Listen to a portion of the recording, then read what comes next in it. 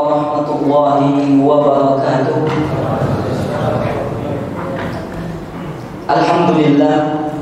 Alhamdulillahilladzi anzala sakinata fi qulubil mu'minin liyazdadu imanan ma'a imanihim. Asyhadu an la ilaha illallah wa asyhadu anna Muhammadan abduhu wa rasuluh la nabiyya wa la rasula ba'da. Allahumma salli wa sallim ala nabiyyina Muhammadin wa ala alihi wa sahbihi ajma'in wa sallam tasliman katsira amma ba'du. Segala puji hanya milik Allah Subhanahu wa taala, dan kita bersyukur kepada Allah Subhanahu wa taala atas limpahan nikmat dan kesempatan yang Allah Subhanahu wa taala berikan kepada kita sehingga kita dapat hadir duduk bersama di salah satu rumah Allah Subhanahu wa taala ini. Salawat dan salam senantiasa kita ucapkan untuk Nabi kita Nabi Muhammad sallallahu alaihi wasallam, dan selalu kita berdoa kepada Allah Subhanahu wa taala semoga Allah Subhanahu wa taala istiqomahkan kita di atas sunnah Rasulullah sallallahu alaihi wasallam. Alhamdulillah telah hadir bersama kita Ustaz Abu Qatadah hafizahullah taala, dan insyaallah beliau akan menyampaikan ilmu kepada kita, dan kita harapkan kepada hadirin sekalian untuk mencatat faedah-faedah ilmu yang akan disampaikan oleh beliau nanti. Dan insyaallah beliau akan menyampaikan judul, yakni memahami kesempurnaan Islam. Dan insyaallah beliau akan menyampaikan dengan judul memahami kesempurnaan Islam.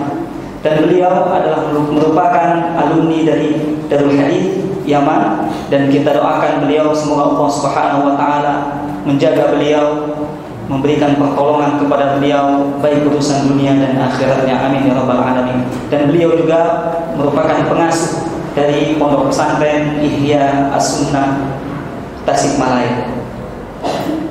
Untuk mempersingkat waktu, langsung saja kita mohonkan kepada Al-Ustaz Abu Qatadah hafizahullah ta'ala untuk menyampaikan tausiahnya kepada kita. Kepada beliau, waktu dan tempat kami persilakan. Bismillah. Assalamualaikum warahmatullahi wabarakatuh. Alhamdulillah hamdan katsiran thayyiban mubarakan fihi kama yuhibbu rabbuna wa yarda. Asyhadu an la ilaha illallah wahdahu la syarika lah, wa asyhadu anna Muhammadan abduhu wa rasuluh. Wassalatu wassalamu ala Rasulillah wa ala alihi wa ashabihi wa man tabi'ahum bi ihsanin ila yaumiddin, amma ba'du. Ya ayyuhalladzina amanu taqullaha haqqa tuqatih wa la tamutunna illa wa antum muslimun. Kaum muslimin, para jamaah, para penuntut ilmu yang dimuliakan Allah Subhanahu wa taala, pemirsa MG TV yang dimuliakan Allah Subhanahu wa taala, sahabat Riyadul Jannah di mana saya berada. Pertama, marilah kita untuk senantiasa bersyukur kepada Allah Subhanahu wa taala yang senantiasa menganugerahkan kepada kita berbagai nikmat, terutama nikmat iman, nikmat Islam, nikmat kita berada di atas sunnah Rasulullah sallallahu alaihi wasallam, dan nikmat sehat, sehingga pada kesempatan pagi yang berbahagia ini kita dapat berkumpul di majelis yang mulia ini, di masjid yang mulia ini.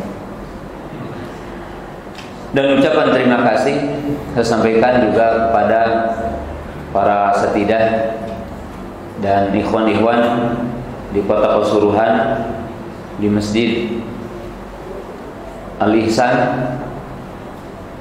yang telah menjadi wasilah dan sebab di kesempatan pagi hari ini saya bisa berkunjung ke tempat ini dan bersilaturahmi dengan kaum muslimin, dengan ahli sunnah salafiyun di tempat yang mulia ini. Kaum muslimin jamaah yang dirahmati Allah Subhanahu wa taala, judul yang kita akan bahas di kesempatan pagi hari ini adalah berkaitan bagaimana kita sebagai mukmin memahami Islam dengan pemahaman yang benar. Salah satu ungkapan yang diungkapkan oleh salah seorang ulama, yaitu Asy-Syaikh Al-Albani rahimahullahu taala, beliau mengungkapkan satu ungkapan yang mungkin juga ungkapan ini sangat berat untuk diterima, tetapi sesuatu yang harus kita pahami dalam bentuk kenyataan. Karena ungkapan ini adalah ungkapan yang sangat agung, di mana beliau mengatakan musibatu al-alam al-islami al-yawm akhtaru min ikhtilal al-yahud li Palestina. Fa inna musibata al-alam al-islami al-yawm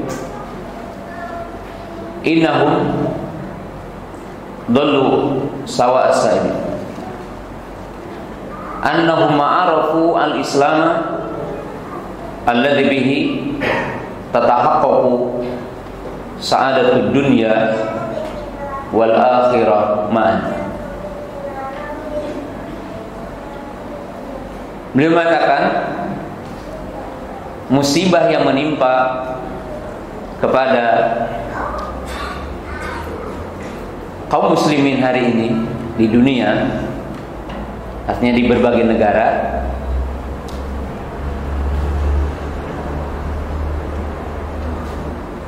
itu lebih berbahaya dari musibah berkuasanya orang Yahudi ke Palestina. Ungkapan ini tentunya bukan berarti Syekh Albani rahimahullahu taala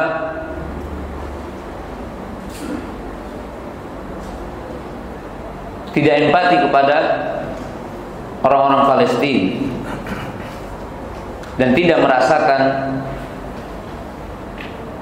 sakit gitu, di mana orang-orang Yahudi mengambil tanah Palestina.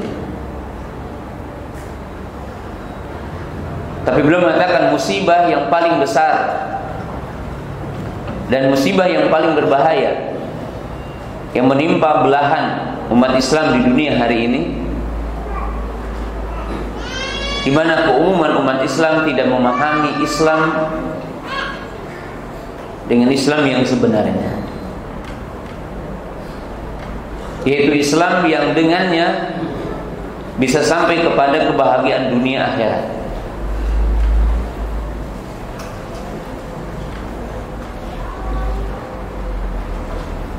Beliau mengungkapkan kalimat setelahnya,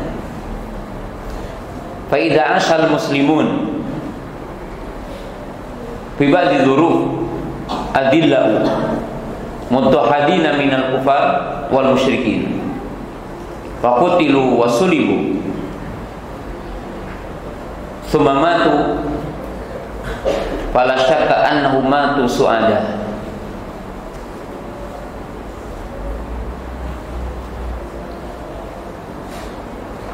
Amma idza asha ajizan fid dunya wa ba'idun an fahmil Islam kama arada Allah azza wa jalla wa rasuluhu fahum sayamutuna asqiya wa in asa su'ada fid dhahir. Kemudian beliau mengungkapkan ungkapan setelahnya, jika seandainya artinya sebagian kaum muslimin hidup dalam keadaan mereka tertekan, terzalimi oleh kekuatan kafir, mereka mungkin terbunuh, disalib, tapi mereka berada dalam Islam yang hak, berada di atas sunnah, berada di atas pemahaman yang lurus, maka mereka akan mati dalam keadaan bahagia.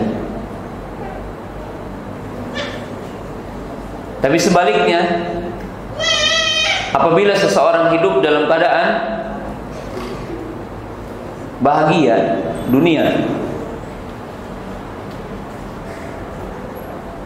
aman dalam bentuk dunia,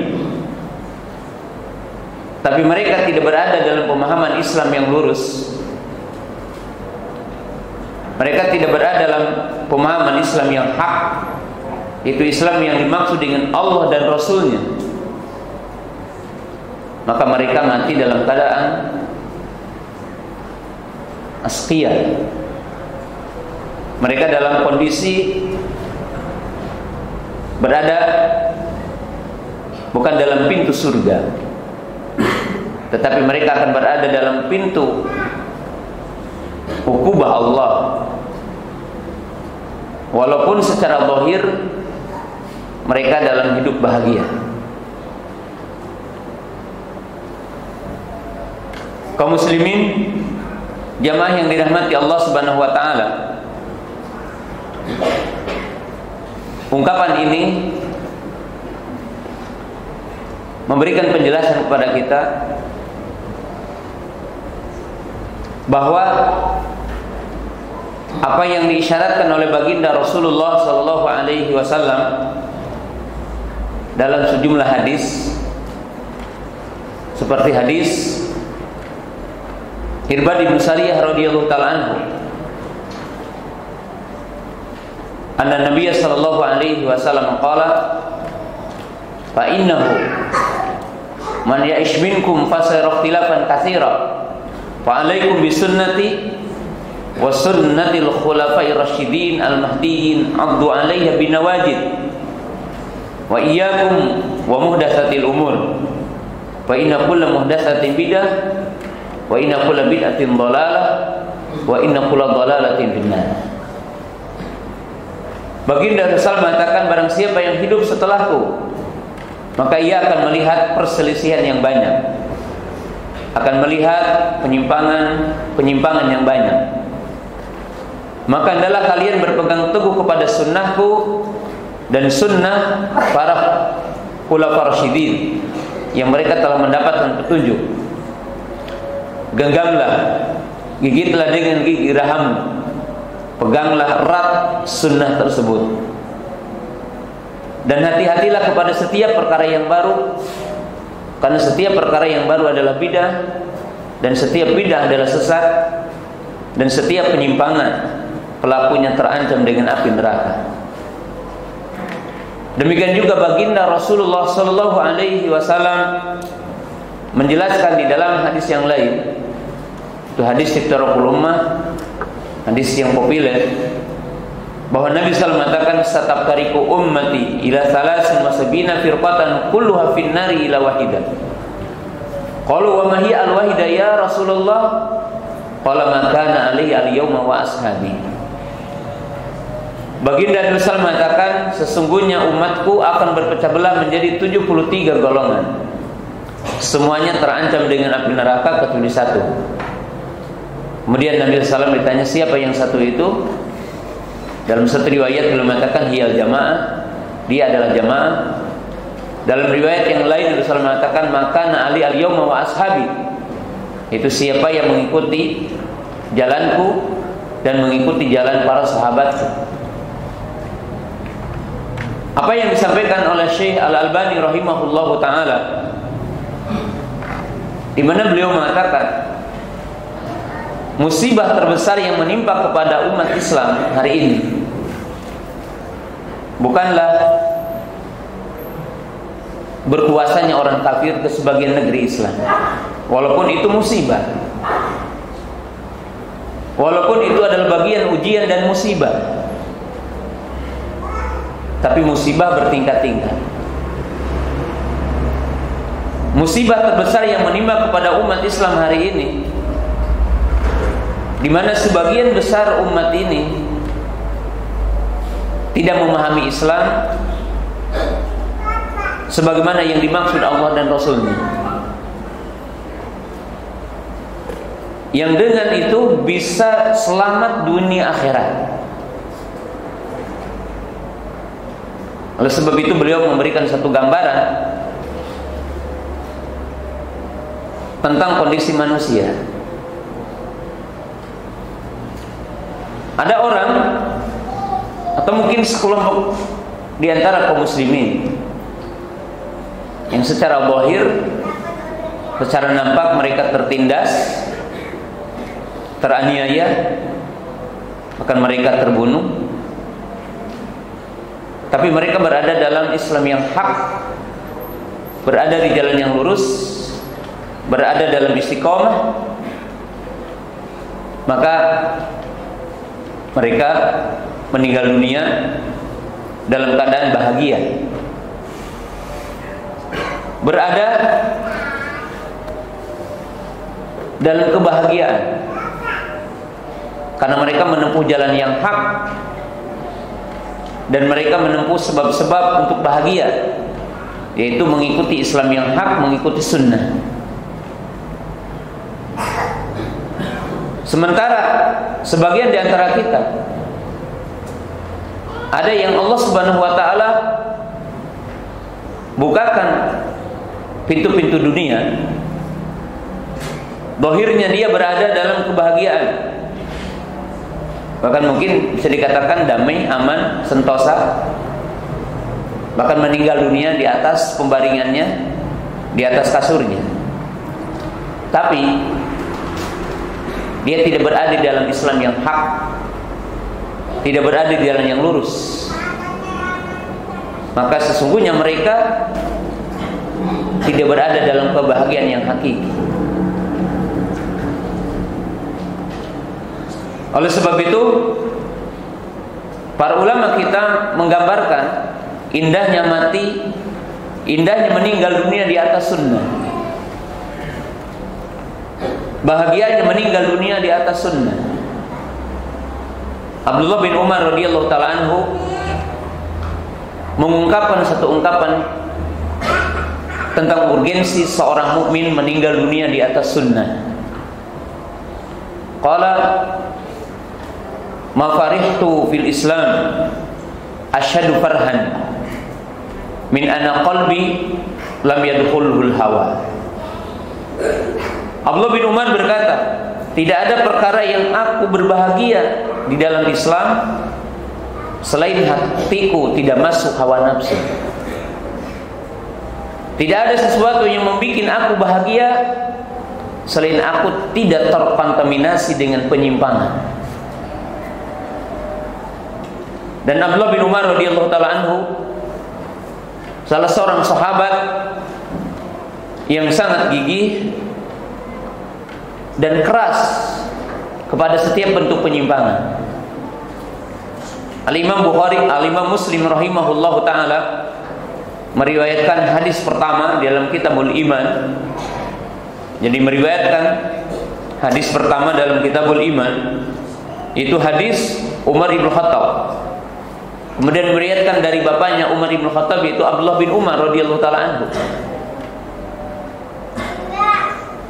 Hadis ini dikenal dengan hadis Jibril. Kisah yang dibawakan oleh Imam Muslim rahimahullah ta'ala tentang hadis Jibril yang beliau bawakan dalam kitab Sahih Muslim di bab yang pertama dari Kitabul Iman. Itu satu kejadian yang menimpa kepada ahlu Kufah, yaitu bagian dari kota Irak,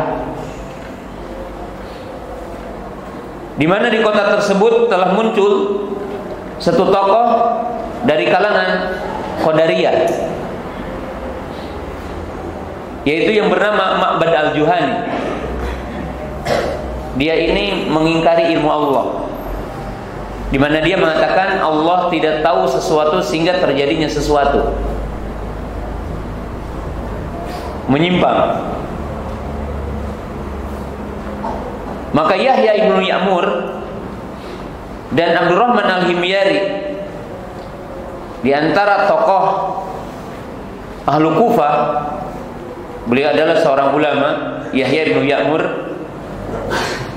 dan Abdurrahman al-Himyari, beliau berjalan ingin menemui sejumlah para sahabat sambil menunaikan ibadah haji.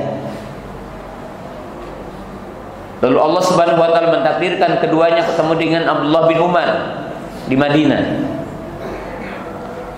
Dan beliau menceritakan bahwa di kotaku, bahwa di negeriku telah muncul orang yang mengatakan al-amru unuf. Dalam istilah ulama akidah, al-amru unuf, yang mengatakan bahwa Allah tidak tahu sesuatu sehingga terjadinya sesuatu. Mereka mengingkari ilmu, bagian dari derajat iman kepada takdir. Karena iman kepada takdir dengan 4 tingkatan: iman kepada ilmu, iman kepada kitabah, iman kepada masyiah, iman kepada al-khalq. Mereka mengingkari ilmu, bahwa Allah Subhanahu wa taala tidak tahu sesuatu sehingga sesuatu itu telah terjadi. Maka Abdullah bin Umar berkata, ketika disampaikan ada sejumlah orang, ada tokoh yang mengatakan al-amru unuf. Faqala Abdullah bin Umar, ana bari'um minhum wa hum bari'un minni. Ana lastu minhum wa hum laisu minni. Maka Abdullah bin Umar mengatakan, aku bukan dari mereka dan mereka bukan dari aku. Aku berlepas diri dari mereka dan mereka adalah berlepas diri dari aku. Dalam arti di sini Abdullah bin Umar meyakini bahwa orang yang mengingkari ilmu Allah adalah kafir, mukhrij an millati dinil Islam. Kemudian Abdullah bin Umar berkata, seandainya mereka mengimpakkan emas sebesar gunung Uhud, maka Allah tidak akan menerima sedekah mereka hatta yu'minu bil qadari. Fa inni sami'tu abi yaqul al-iman an tu'mina billahi wa malaikatihi wa kutubihi wa rusulihi wal yaumil akhir wa an tu'mina bil qadari khairihi wa syarrihi. Kemudian Abdullah bin Umar berkata, jika seandainya mereka menginfakkan emas sebesar gunung Uhud, maka Allah tidak akan menerima sedekah mereka. Allah tidak akan menerima semua kebaikan mereka, sehingga mereka beriman kepada takdir. Karena aku mendengar bapakku meriwayatkan bahwa baginda Rasulullah SAW berkata, kemudian disebutkan hadis Jibril, tapi saya potong bagiannya.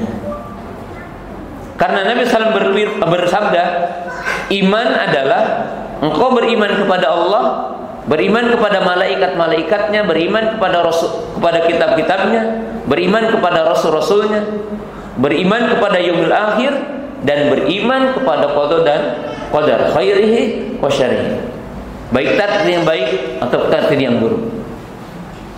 Nah, lihat kaum muslimin, pemirsa yang dimuliakan Allah Subhanahu wa taala, Abdullah bin Umar radhiyallahu taala anhu membetulkan orang yang menisbatkan kepada Islam tapi bukan Islam yang lurus, yaitu dari sisi akidah dan keyakinannya. Bahkan Abdullah bin Umar radhiyallahu taala anhu menjelaskan dengan satu penjelasan yang begitu dahsyat. Ketika sejumlah mereka menganggap mereka adalah muslim, tapi mereka tidak mengimani ilmu Allah, maka Abdullah bin Umar mengatakan, ana lastu minhum wa hum laisu minni, ana bari'um minhum wa hum bari'um minni. Nah, kaum muslimin jamaah yang dirahmati Allah Subhanahu wa taala, riwayat ini juga menunjukkan bahwa setiap muslim, setiap mukmin, kita wajib menselaraskan pengakuan kita, keimanan kita, keislaman kita dengan Islam yang lurus. Kisah yang kedua adalah kisah orang-orang Khawarij dengan Abdullah bin Abbas radhiyallahu taala anhum. Jadi ini menunjukkan bahwa kita wajib beragama dengan apa yang telah dipahami oleh para sahabat radhiyallahu taala alaihim, para tabi'in, dari pemahaman yang hak dari Islam. Kisah yang kedua adalah kisah yang dimuat oleh Imam Bukhari rahimahullahu taala dan yang lainnya. Itu kisah orang Khawarij dengan kisah Abdullah bin Abbas. Saya ambil potongan kisah ini. Orang-orang Khawarij itu mengkafirkan Ali radhiyallahu ta'ala anhu, mengkafirkan Muawiyah, mengkafirkan seluruh sahabat yang setuju dengan tahkim, yaitu terjadinya perdamaian antara Muawiyah dengan Ali radhiyallahu ta'ala anhuma. Dan mereka memisahkan diri dari kaum muslimin dan keluar dari ketaatan Ali radhiyallahu ta'ala anhu. Mereka memisahkan diri di tempat yang namanya Hawra, sehingga mereka dikenal dengan Haruriyun. Jumlah mereka menurut sebagian riwayat adalah 12.000. Sebagian riwayat mengatakan 8.000. Tapi kita ambil yang paling banyak jumlahnya, yaitu 12.000. Karena 8 masuk pada 12 dan 12 masuk pada yang 8.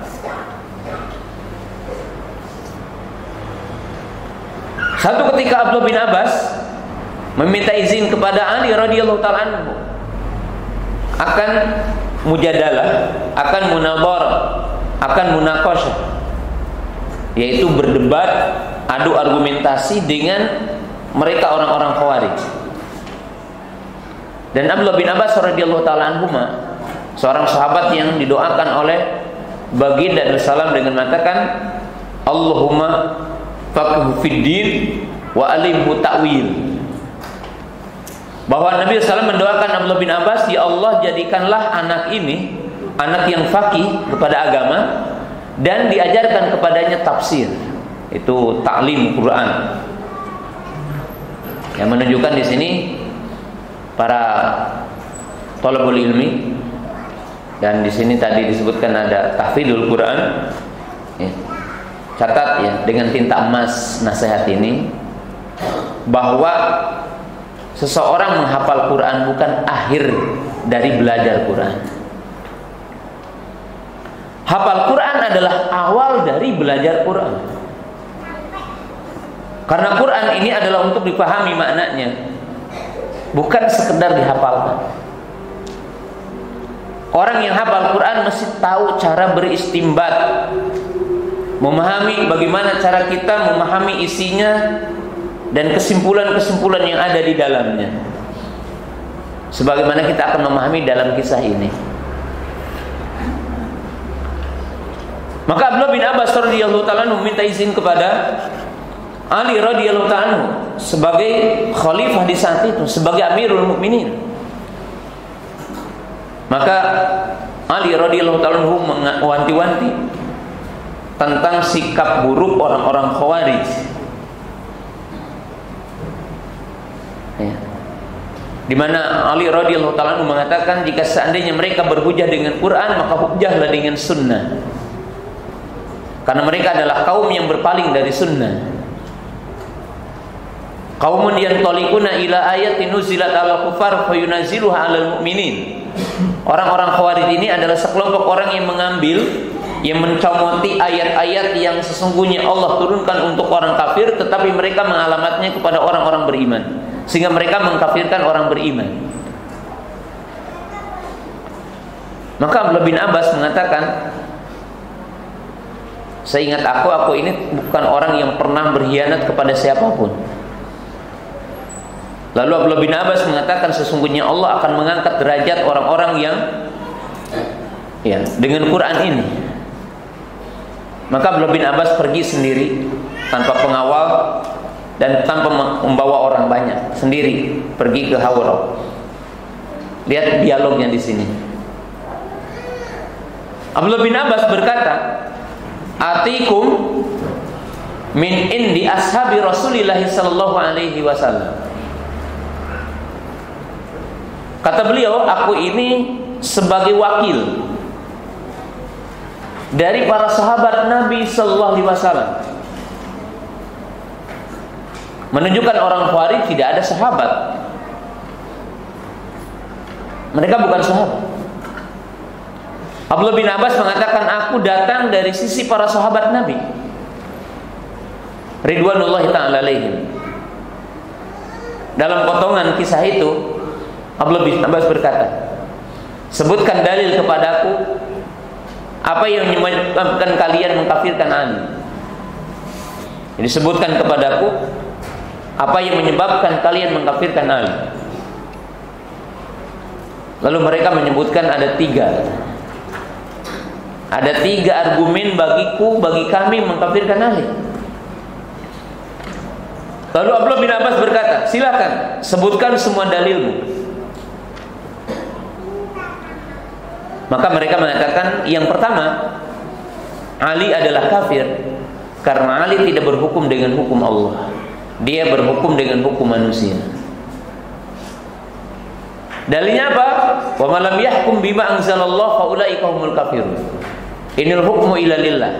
Siapa yang tidak berhukum dengan hukum Allah, berarti dia kafir. Ali berhukum dengan manusia, maka berarti adalah kafir. Yang kedua, Ali radhiyallahu ta'ala tidak menawan tawanan perang. Itu dalam perang Siffin dan perang Jamal. Maka berarti beliau pun tidak berhukum dengan hukum Allah. Dalilnya apa? Wa man lam yahkum bima anzalallahu fa ulaika humul kafirun fa ulaika humul fasiqun fa ulaika humudz zalimun. Yang ketiga, mereka mengatakan Ali radhiyallahu taala anhu menanggalkan jabatannya yang asalnya Amirul Mukminin, berarti sekarang adalah Amirul Kafirin. Jadi kalau kemarin adalah Amirul Mukminin, sekarang bukan, berarti Amirul Kafirin. Lalu Abdullah bin Abbas berkata, ada lagi enggak? Sebutkan kepadaku argumentasinya mana? Kata mereka, cukup itu. Lalu Abdullah bin Abbas berkata, maukah aku berikan dalil? Jika aku menyampaikan dari Al-Quran kepadamu, apakah kalian akan membenarkannya? Aku datang dari sisi para sahabat Nabi SAW. Aku membawa pemahaman dari pemahaman sahabat-sahabat Nabi SAW. Lalu mereka mengatakan, iya, kami siap untuk menerima semua dalil apabila itu Quran. Lihat di sini pemahaman Islam yang dipahami oleh orang-orang Khawarij. Pemahaman dalil-dalil yang dipahami oleh orang-orang Khawarij dengan pemahaman yang hak yang dipahami oleh Abdullah bin Abbas radhiyallahu taala anhu.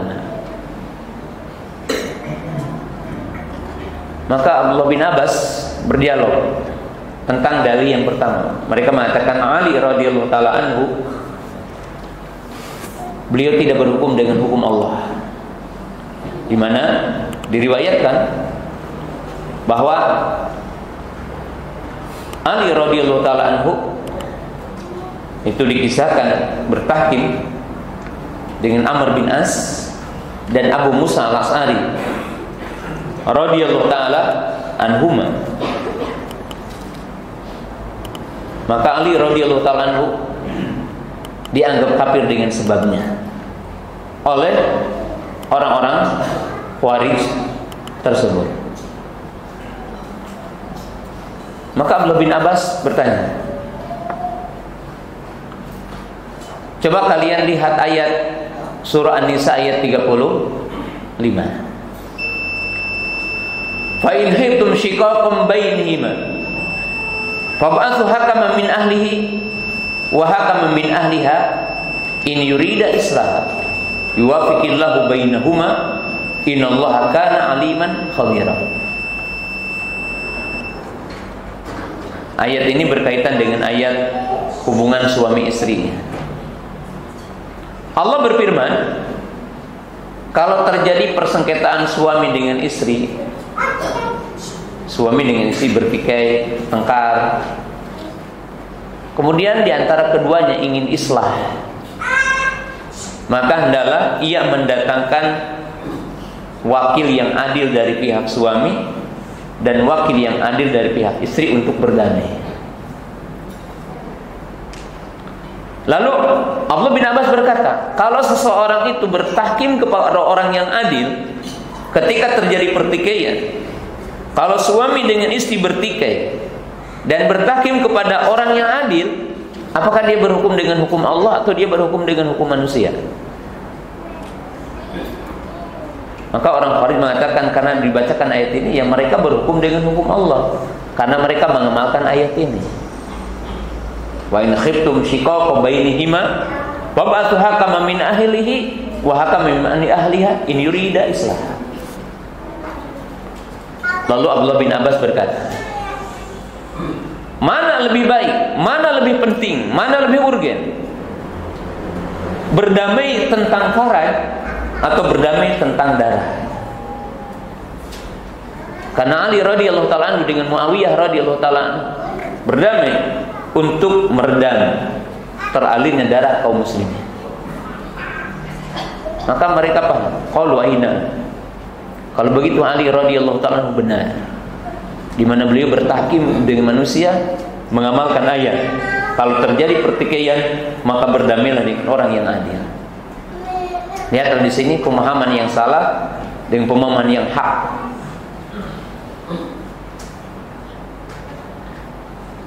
Yang kedua,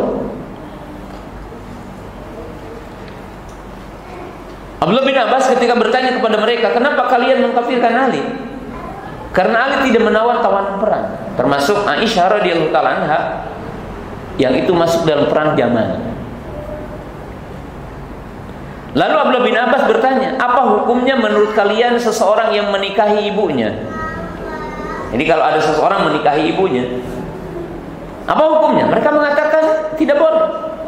Mereka mengatakan kafir kalau ada orang menikahi ibunya. Lalu Abdullah bin Abbas bertanya kepada mereka, apakah kalian tahu dengan ayat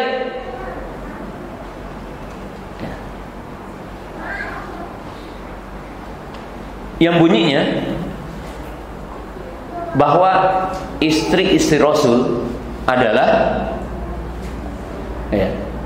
ibu-ibu kalian. Jadi istri-istri Rasul, Aisyah radhiyallahu ta'ala anha dan yang lainnya adalah ibu-ibu kalian. Berarti kalau mengambil sebagai sabaya itu tawanan perang wanita, maka ia melanggar ayat ini.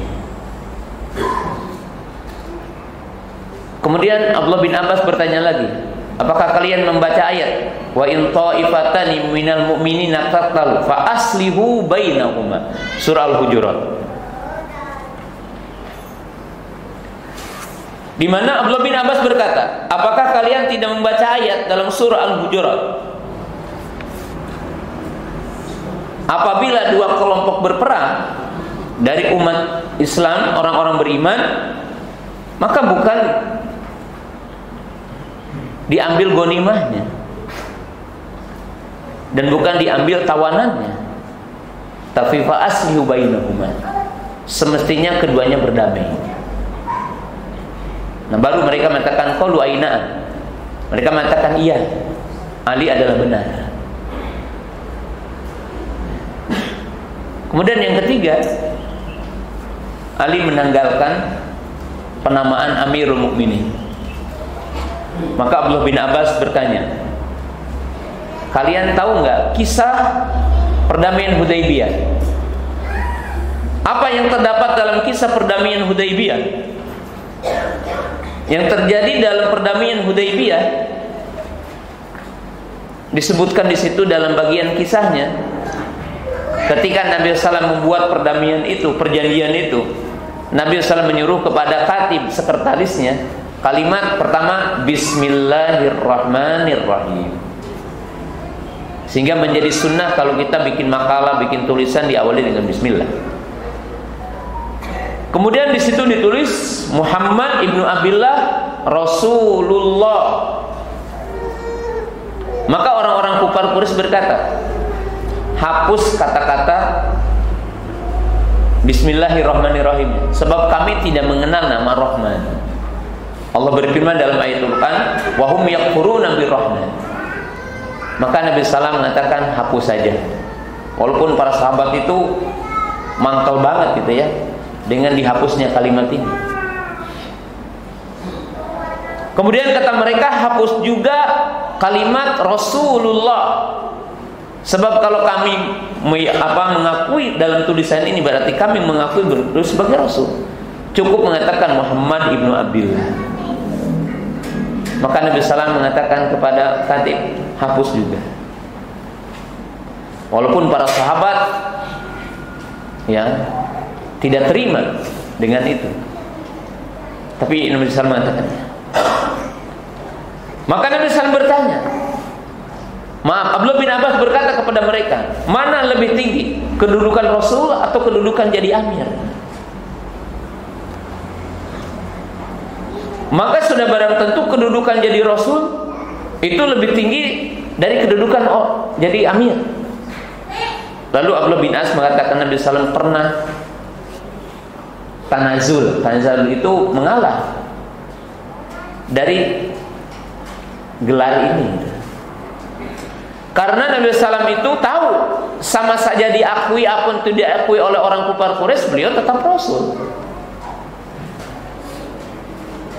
Maka demikian juga Ali radhiyallahu ta'ala anhu, mau ditulis atau tidak, yang jadi Amirul Mukminin adalah Ali radhiyallahu ta'ala anhu.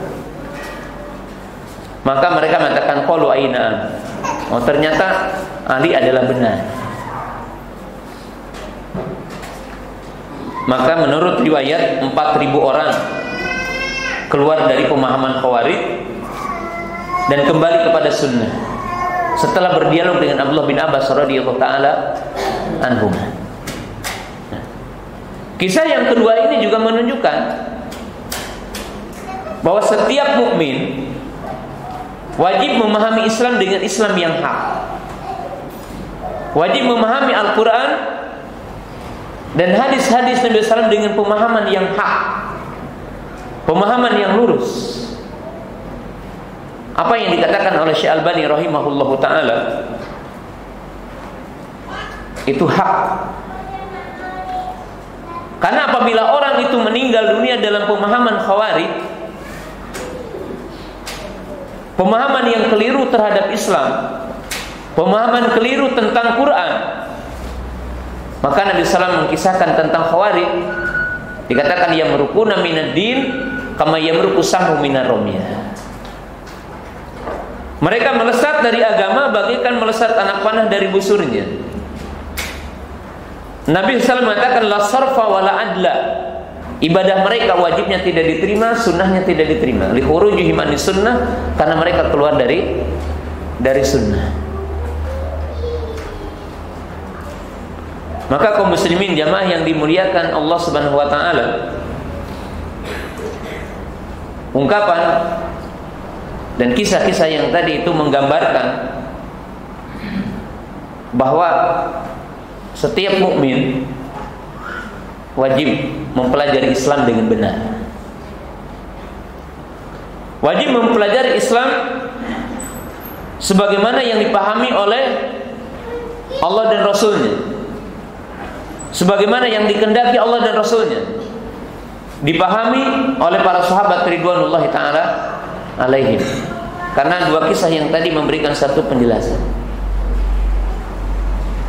ya. Kisah yang sangat berharga bagi setiap kita. Jamaah yang dirahmati Allah Subhanahu wa ta'ala, dalam waktu yang singkat ini saya akan menggambarkan ada 5 poin penting yang harus dipahami oleh setiap muslim tentang Islam. Tapi singkat banget karena waktunya hanya sampai jam 6. Yang pertama, bahwa jalan yang hak hanya satu, yaitu Islam. Jadi jalan yang hak hanya satu adalah Islam. Dan jalan yang bisa menyelamatkan orang dari api neraka dan memasukkan orang ke surga hanya satu, yaitu Islam. Dan agama para nabi hanya satu, yaitu Islam. Dalilnya Allah berfirman, "Inna dina indallahil Islam. Wa may yabtaghi ghairal islami dinan fala yuqbala minhu wa huwa fil akhirati minal khasirin. Ihdinas siratal mustaqim. Siratal ladzina an'amta 'alaihim ghairil maghdubi 'alaihim waladdallin." Jadi sejumlah ayat ini menunjukkan kebenaran itu hanya satu, yaitu Islam. Jalan yang bisa mengantarkan kita ke surga, menyelamatkan kita dari neraka hanya satu, yaitu Islam.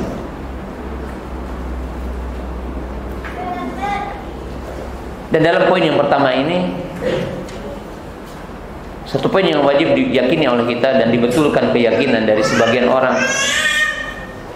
Ada orang yang mengatakan yang penting orang itu esensi Islam, tidak penting Islamnya. Tapi menurut pemahaman yang hak, bahwa orang itu mesti masuk pintunya dulu, mesti masuk gerbangnya dulu, yaitu mengucapkan kalimat syahadatain dan meyakini kebenaran Islam, meyakini haknya Islam. Karena setiap manusia yang melakukan bagian-bagian ajaran Islam dan tidak meyakini kebenaran Islam, maka tidak akan diterima di sisi Allah. Oleh sebab itu Hakim Ibnu Hizam bertanya kepada Nabi SAW. Di saat itu beliau bertanya, aku dulu melakukan banyak kebaikan, berbakti kepada 2 orang tua, membantu orang-orang yang menunaikan ibadah haji, ya, artinya orang-orang yang tawaf di Baitullah. Aku sering dermawan, memberikan makanan, minuman. Kemudian aku pun pernah memerdekakan budak. Lalu beliau bertanya, apakah Allah akan menerima kebaikanku? Maka Nabi SAW mengatakan, aslamta ala ma aslafta. Apa makna dari hadis ini? Para ulama mengatakan bahwa semua kebaikan yang pernah dilakukan oleh orang kafir, kemudian dia masuk Islam, maka akan dicatat kebaikan itu setelah masuk Islam. Sebaliknya, semua keburukan yang pernah dilakukan di masa kafir, ada orang kafir melakukan zina, mencuri, minum khamar dan yang lainnya, dia masuk Islam, maka akan dihapus semuanya. Aslamta ala ma aslafta. Yang kedua, setiap di antara kita wajib meyakini bahwa Islam itu agama yang sempurna. Jadi Islam itu adalah agama yang sempurna. Agama yang membahas semua sendi-sendi kehidupan.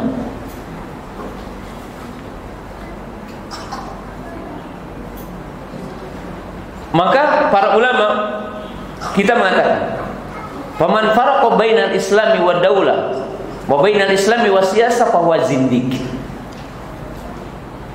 Siapa yang memisahkan Islam dengan negara dan memisahkan Islam dengan politik, maka dia zindik. Kenapa? Karena Islam itu membahas semua sendi-sendi kehidupan. Al-yawma akmaltu lakum dinakum wa atmamtu alaikum ni'mati wa raditu lakum Islam madina. Tidak mungkin Salman Al-Farisi radhiyallahu ta'ala anhu pernah ditanya oleh orang Yahudi, apakah nabimu mengajari segala sesuatu? Maka Salman Al-Farisi mengatakan, iya, sampai mengajari cara qada hajat. Jadi tidak mungkin kaum muslimin pemirsa yang dirahmati Allah Ta'ala, Nabi SAW mengajari cara bagaimana kita qada hajat, tidak mengajari tentang bagaimana kita bernegara. Islam itu sempurna, membahas semua sendi-sendi kehidupan, membahas semua sistem berkaitan dengan ekonomi, semuanya ada. Sampai ada para ulama kita ditanya, apakah Nabi kita mengajari kita nyangkul, ngajari kita tentang nanam padi? Iya. Mana dalilnya? Fas'alu ahla dzikri in kuntum la ta'lamun. Bertanyalah kamu kepada ahlu dzikri kalau kamu tidak tahu. Termasuk ahlu dzikri, ya tanya kepada orang yang tahu tentang bertanya. Tapi Al-Quran memberikan isyarat. Ini yang kedua. Yang ketiga, di antara perkara yang harus kita yakini tentang Islam, dan ini semakin pudar dari hati kaum muslimin, bahwa Islam itu salihun wa musalihun likulli zamanin wa makanin. Bahwa Islam itu relevan untuk setiap waktu dan tempat. Dalam arti semua syariat yang ada di dalam Quran dan ada dalam sunnah-sunnah yang sahihah, dari surah Al-Fatihah sampai Qul a'udzu birabbinas, 114 surah, 30 juz, 6.600 sekian ayat, itu relevan untuk setiap waktu dan tempat, semua hukumnya.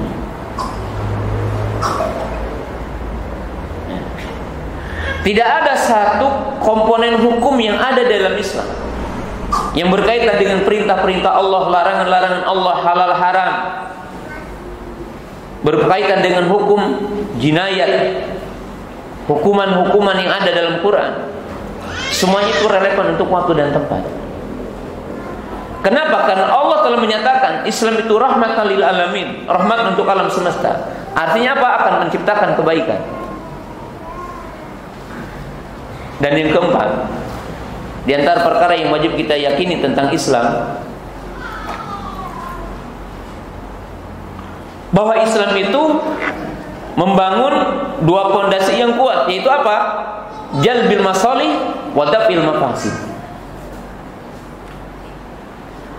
Bahwa semua komponen syariat yang ada dalam Islam untuk dua tujuan besar. Itu apa? Jalbil masalih, untuk mendatangkan semua maslahat. Kemudian apa? Daf'ul madar, untuk menolak setiap bentuk kemadharatan. Jadi kaum muslimin, pemirsa yang dimuliakan Allah Ta'ala, ikhwan dan akhwat yang dimuliakan Allah Ta'ala, penduduk bumi,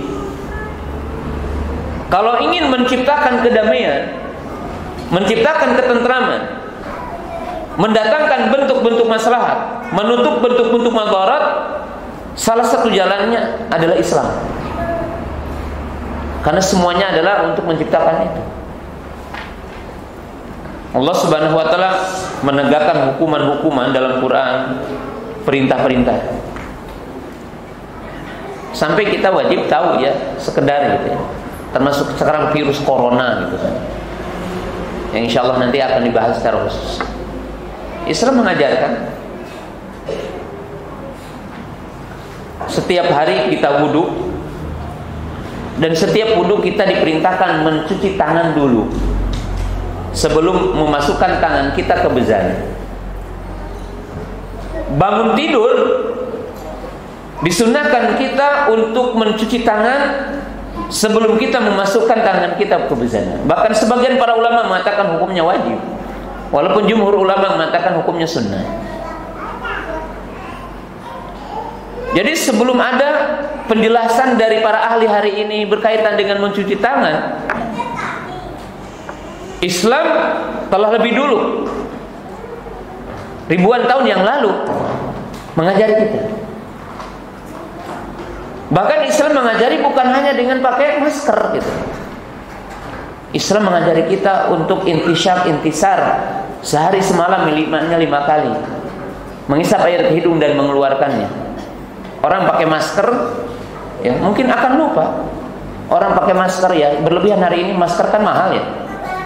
Orang pakai masker mungkin lupa balik gitu kan, satu ketika lupa masangnya lagi. Yang tadinya di luar ke dalam, atau dipegang sama tangannya nih. Kan itu bukan jaminan bagi orang. Tapi Islam memberikan jaminan yang lebih dari itu. Larangan kita kencing di sembarangan, larangan kita makan yang tidak halal, yang tidak thayyib. Islam.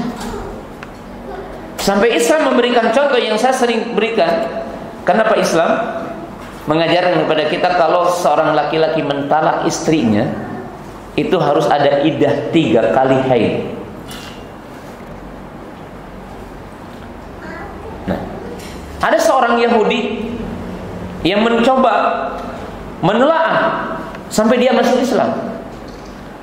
Kenapa? Islam mengajari kita kalau kita mentalak istri, maka si wanita itu tidak boleh nikah sehingga menunaikan iddah dengan 3 quru.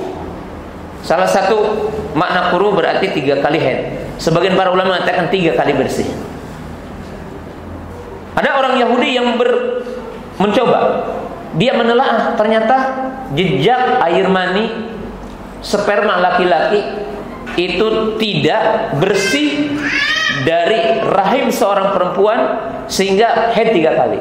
Untuk apa? Untuk jelasnya tentang nasab seseorang.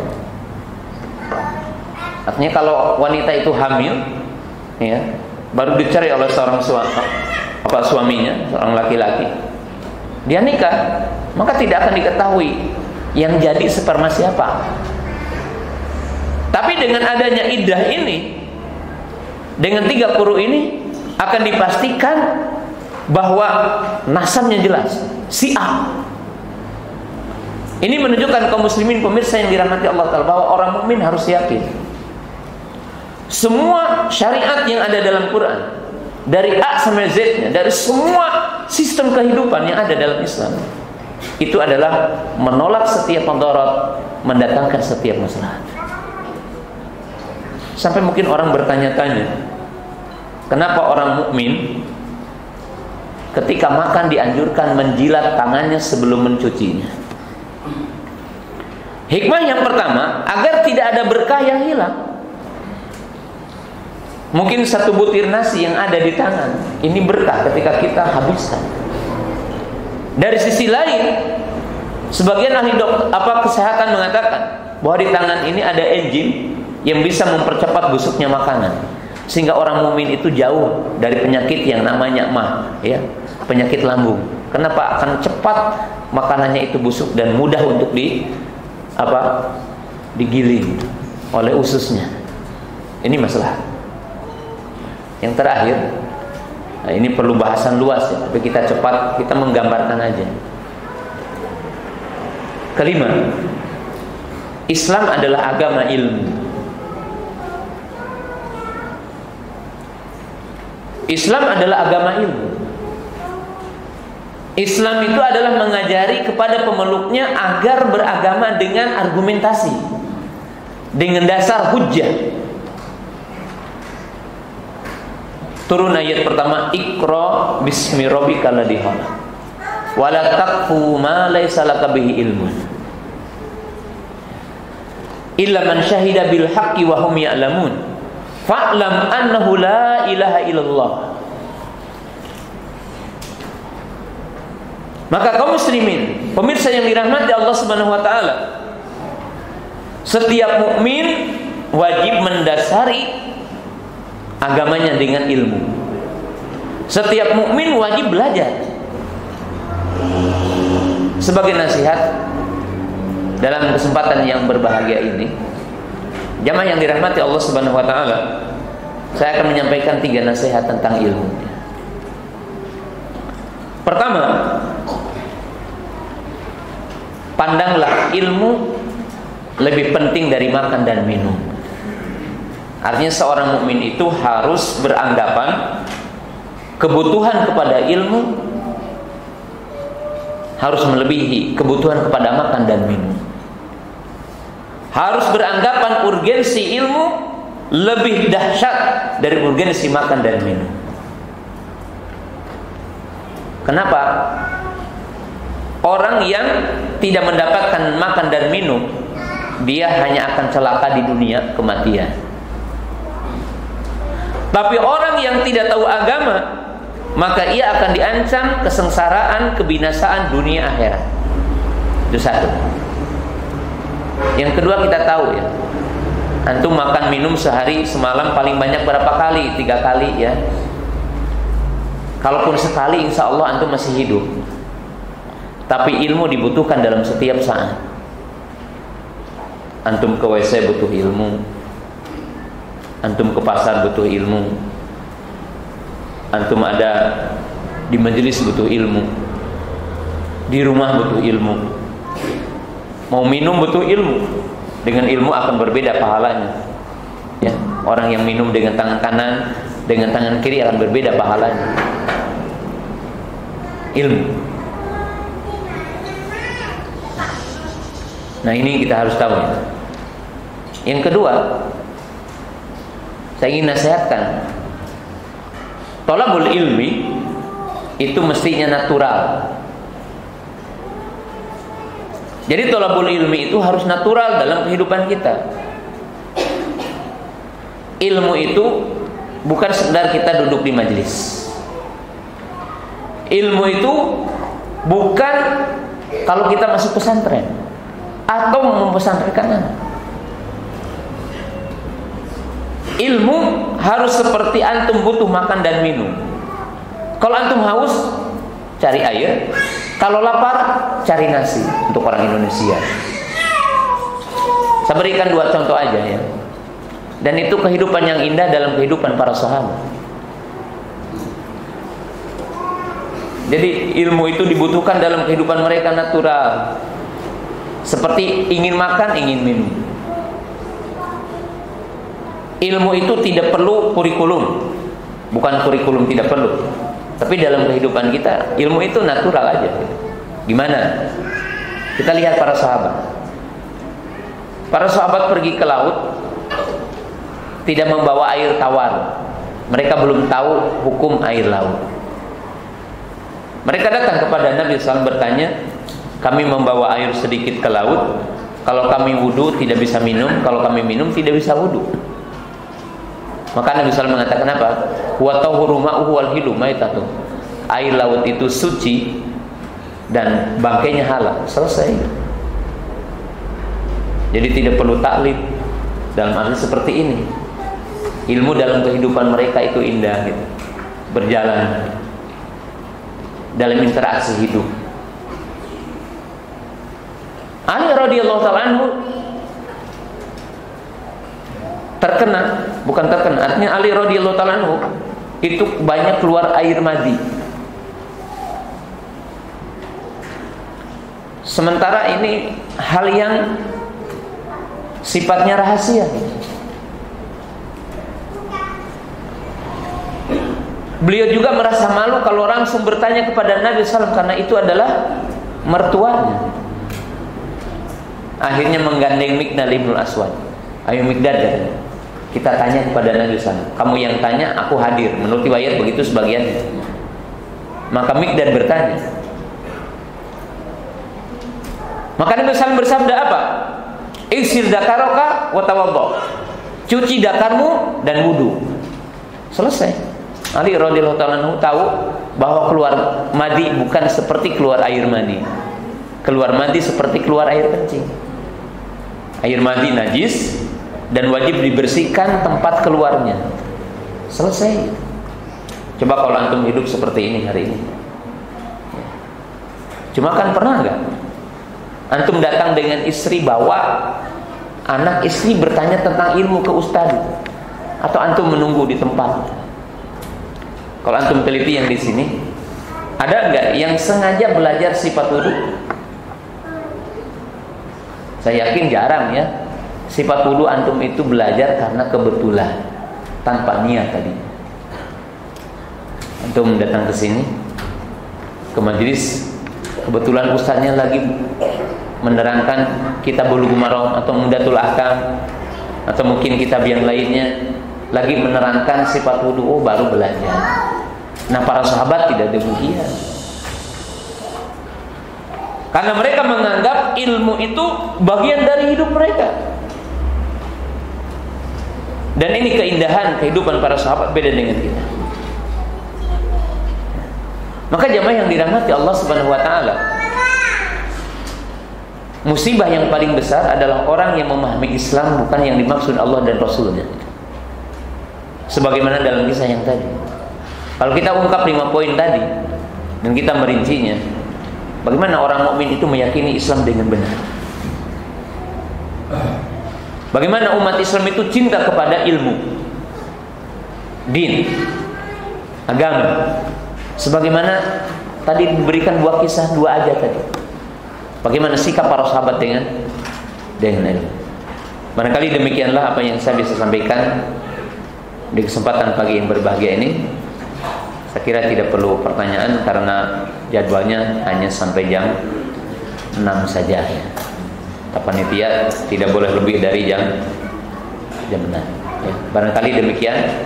Mudah-mudahan menjadi satu pendorong bagi kita untuk senantiasa mendalami dinul Islam sehingga pemahaman kita adalah pemahaman yang benar.